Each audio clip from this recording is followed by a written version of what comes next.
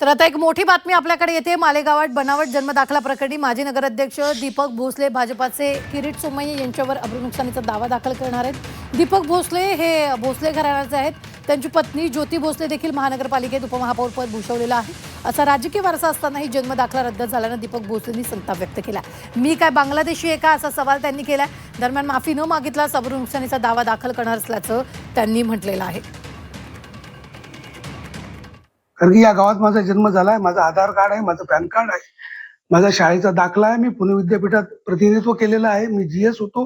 अशा बऱ्याच गोष्टी मी त्यांना महापालिकेत दिल्या असताना सुद्धा त्यांनी मला अतिरेकी किंवा बांगलादेशी का ठरवलं, त्यामुळे मी त्यांचा पुन्हा एक वेळा निषेध करतो। आयुक्तांचंच ब्रेन टेस्टिंग झाली पाहिजे आणि त्यांनी जर चुकीची माहिती दिली असेल तर आयुक्तांवरती गुन्हा दाखल झाला पाहिजे। माझे ॲडव्होकेट BS शेवाळे, संजय शेवाळे यांच्याशी गेल्या 2 दिवसापासून चर्चा करीत आहे आणि अब्रुनुकसान भरपाईचा दावा अथवा माझी जाहीर माफी मागावी असं किरीट सोमय्यांकडे आव्हान करणार आहे। जर त्यांनी केलं नाही तर त्यांच्यावर मी अब्रुनुकसान भरपाईचा दावा दाखल करणार आहे।